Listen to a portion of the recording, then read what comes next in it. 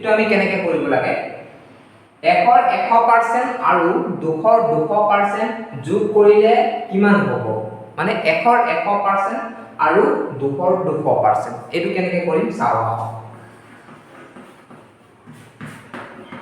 এইটো আমি কেনেকৈ কৰিম 100 100% 100 100% মানে 100 ডিভাইডেড বাই 100% 100% মানে কি 100 100% মানে 100 ডিভাইডেড বাই 100 আৰু যোগ যেহেতু ইয়াত যোগ কৰিলে কিমান হ'ব বুলি কোৱা আছে গতিকে যোগ কৰিম 200 200% কিমান হ'ব 200 পূৰণ 200 ডিভাইডেড বাই 100 নিশ্চয় জানিছা ইয়াত আমাৰ কি হ'ব 100 100 কাটি গ'লে আমাৰ কিমান থাকিব ইয়াত 100 প্লাস 200 100 কাটি গ'লে কিমান হ'ব উইলো দুটা কাটি গ'লে আমাৰ কিমান থাকিব 2 মানে কি 2 পূৰণ 200 মানে 2 পূৰণ 200 ইকুৱেল আমাৰ কিমান হ'ব 400 মানে গতিকে 400 ইকুৱেল টু 400 একে আমাৰ কিমান হ'ব 500 গতিকে it is the right answer গতিকে ইয়াৰ এনসাৰ কিমান হ'ব আমাৰ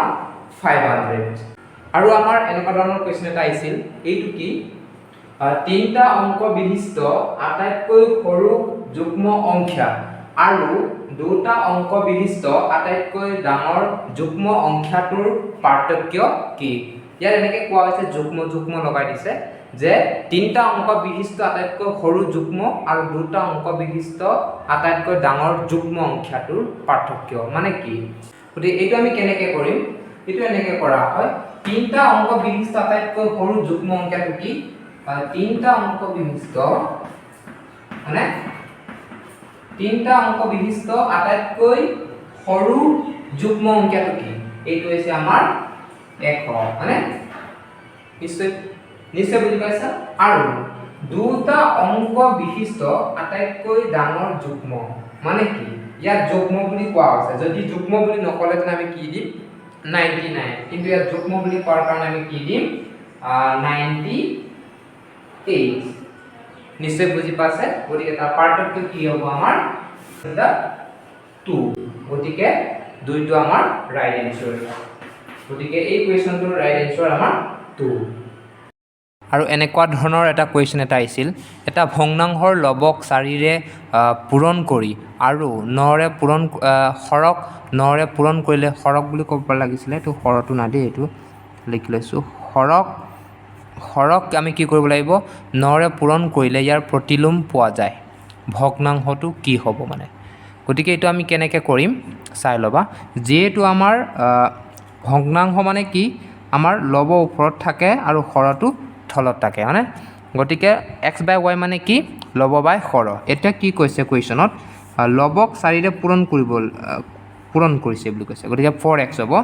আৰু হৰক 9ৰে পূৰণ কৰিছে বুলি কৈছে গতিকে কি হ'ব 9y যেটো y আছে আমাৰ এইটো মানে গতিকে যদি 4 পূৰণ কৰোঁ আৰু লবক 4 পূৰণ কৰোঁ হৰক 9 পূৰণ কৰোঁ তেতিয়া কি হয় বুলি কৈছে প্ৰতিলোম মানে কি এই ভগ্নাংশটোৰ প্ৰতিলোম কি হ'ব মানে তাৰ মানে প্ৰতিক্ৰমটো কি হ'ব y ওপৰত গুচি যাব x কি হ'ব x তলত যাব হয়নে এতিয়া আমি কি কৰিম এই বস্তুটোক আমি এনেকৈ ক্ৰছ পূৰণ কৰিম ক্ৰছ পূৰণ মানে ব্ৰজ গুণন per x আৰু x পূৰণ কৰিলে কি হ'ব আমাৰ per x স্কোৱাৰ 9y আৰু y পূৰণ কৰিলে আমাৰ কি হ'ব 9 কি হ'ব y স্কোৱাৰ মানে 4x স্কোৱাৰ 9 স্কোৱাৰ আমাৰ কি হ'ব এতিয়া এই দুটা আমি কি কৰিম এতিয়া কি হ'ল আমাৰ স্কোৱাৰলৈ আনিম স্কোৱাৰ মানে কি হ'ব এই 4 আৰু 9ক আমি স্কোৱাৰ কৰিব পাৰোঁ স্কোৱাৰ মানে কি আমি ইয়াক এনেকৈ কৰিব পাৰোঁ 2x হোল স্কোৱাৰ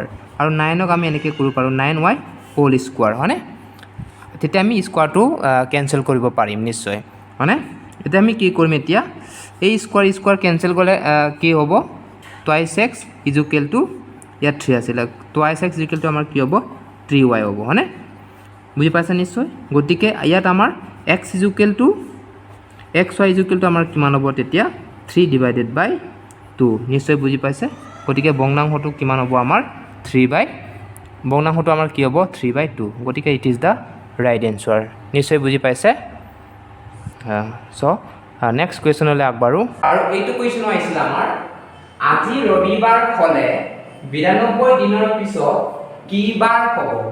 আজি ৰবিবাৰ হ'লে 92 দিনৰ পিছত কি বাৰ হ'ব? এইটো কি হ'ব? আমাৰ জেনেৰেলি এইটো কুৱেশ্যন আমি কেনেকৈ কৰা হয়, এই 92 টো আমাৰ যিহেতু এসপ্তাহত আমাৰ কেইবাৰ এসপ্তাহত আমাৰ কিমান দিন থাকে? 7 ডেজ। গতিকে আমি কি কৰিব লাগে? 92 টো আমি কি কৰিব লাগে? 7 ৰে এনেকৈ ডিভাইডেড কৰিব লাগে, কিয়নো আমাৰ এসপ্তাহত 7 ডেজ থাকে। গতিকে 7 ৰে ডিভাইডেড কৰিলে আমাৰ কি হয়?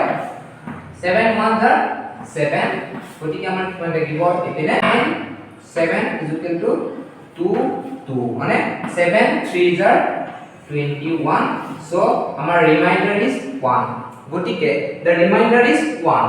1 means 1 মানে কি? 1 মানে আমাৰ ৰবিবাৰ, মানে ৰবি 1 মানে কি আমাৰ ৰবিবাৰ। এতিয়া 1 ৰ পাছত এটা এই 1 টো আমি কি কৰিব লাগে? প্লাস কৰিব লাগে, প্লাস 1 days, প্লাস মানে 1 days মানে এদিন যোগ কৰিলে আমাৰ কি হৈ আহিব? সোমবাৰ। বুজি পাইছা না? গতিকে সোমবাৰ ইজ দা ৰাইট এনসাৰ। গতিকে উত্তৰ হ'ব কোনটো? সোমবাৰ। আৰু আমাৰ এইটো এটা কুৱেশ্যন আহিছিলে, আমি এইটো কেনেকৈ সলভ কৰিম? এইটো এটা লজিক ৰিজনিঙৰ কুৱেশ্যন। এইটো আমি কেনেকৈ কৰিম এইটো চাই ল'বা। এই দুটাৰ মাজত এটা ৰিলেশ্যন আছে, ৰিলেশ্যনটো কেনেকৈ আছে? এনেকৈ আছে, চাই ল'বা। আৰ অ মানে B O T I C S, আমি এই ওয়ার্ডটো আমি ইয়াত দিছাম। ৰিলেশ্যনটো এনেকৈ আছে, চাই ল'বা। A O R O B I T S C. ইয়াত চাবা এই দুটা ৰিলেশ্যন কেনেকৈ আছে? ৰিলেশ্যন এনেকুৱা হৈ আছে, ইয়াত এই অ টো ইয়াত আছে, এই আৰ টো ৰিলেশ্যন এনেকৈ মানে ক্ৰছ। দুয়োটাৰ ৰিলেশ্যন এই দুটাৰ মানে ওয়াৰ্ড দুটাৰ ৰিলেশ্যনটো এনেকৈ আছে। আৰু এই বিটো ইয়াত, এইটো ইয়াত, এই টিটো ইয়াত, এই আটো ইয়াত, এই সিটো ইয়াত, এছটো ইয়াত। তেনেধৰণে আমি এইটো ওয়াৰ্ডটোৰ ৰিলেশ্যনটো বনাই ল'ব লাগিব। ইয়াত যিহেতু আছে প্ৰজেক্টটো P R O J E C T S. গতিকে এইটো কি হ'ব? আমাৰ এই আৰ টো ইয়াত আহিব, মানে নিশ্চয় আহিব। এই পি টো আমাৰ ইয়াত যাব, গতিকে পি হ'ব। এই জে টো ইয়াত আহিব, গতিকে জে। এই অ টো ইয়াত আহিব, মানে নিশ্চয় বুজি পাইছা। এই সি টো ইয়াত আহিব, এই ই টো আমাৰ ইয়াত যাব, গতিকে এনেকৈ হ'ব।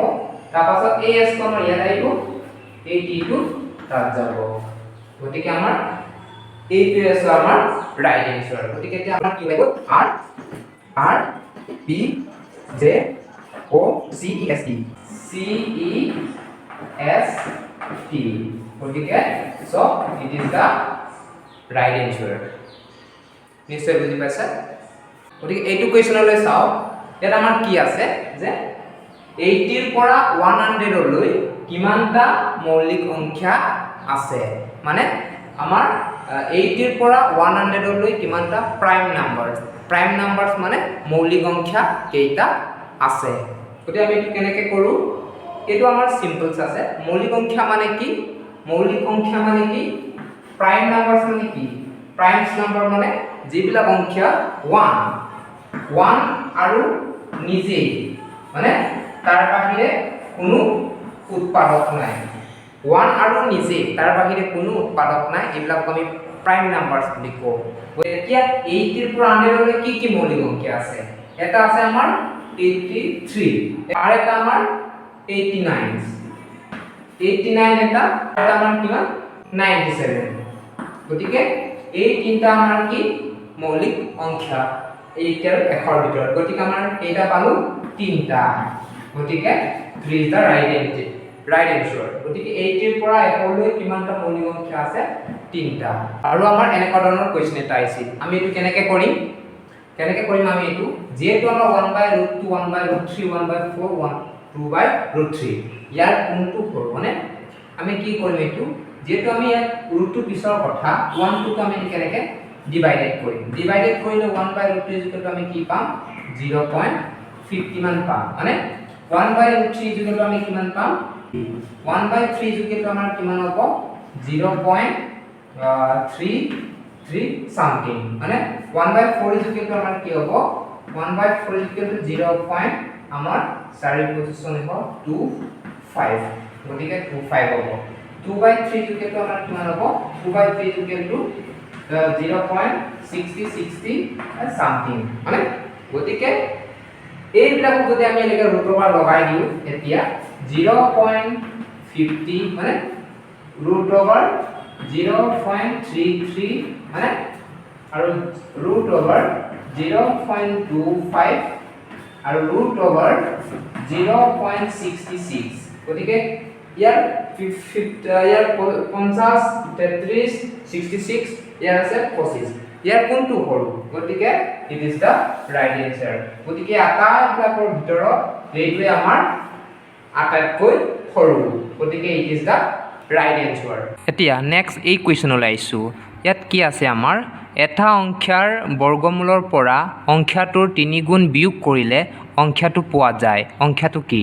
মানে ইয়াত কি কৈছে এটা সংখ্যাৰ বৰ্গমূল মানে কি আমাৰ x² মানে বৰ্গ মানে বৰ্গটোৰ পৰা সংখ্যাটো 3 গুণ বিয়োগ কৰিলে মানে x² = 3x মানে 3x বিয়োগ কৰিলে কি হ'ব এটো কি হ'ব আমাৰ সংখ্যাটো পোৱা যায় বুলি কৈছে মানে x মানে আমাৰ সংখ্যাটো x বুলি ধৰা হৈছে মানে নহয় গতিকে এটা আমাৰ কি হ'ব x² মানে 3x = x এতিয়া আমি কি কৰিম এই -3x টো তালৈ আমি ট্ৰান্সফাৰ কৰিম x² -3 ইয়াত মাইনাস আছিল ইপিনে ইকুৱেল চিনৰ ইপিনে গলে কি হ'ব প্লাস কি হ'ব 3x হ'ব গতিকে x² = আমাৰ কি হ'ব x² = x + 3x = আমাৰ কিমান হ'ল 4x নিশ্চয় বুজি পাইছা গতিকে এটো আমি কি কৰিম x² = 4x তো আমি কি কৰিম x তো আমি নাইকিয়া কৰিম মানে নহয় আমি কি কৰিম x এৰে 2 কে আমি কি কৰিম হৰণ কৰিম এনেকে 2 কে x এৰে হৰণ কৰিলে কি হ'ব ইয়াত x দুইটাই x হৰণ কৰা হৈছে কি হ'ব এতিয়া x এটা থাকি যাব গতিকে ইয়াত x কেনসেল কৰিলে 4 গতিকে x ভ্যালু ইজ দা সংখ্যাটো কি হ'ব আমাৰ 4 গতিকে it is the right answer মানে গতিকে 4 ইজ দা ৰাইট আনসাৰ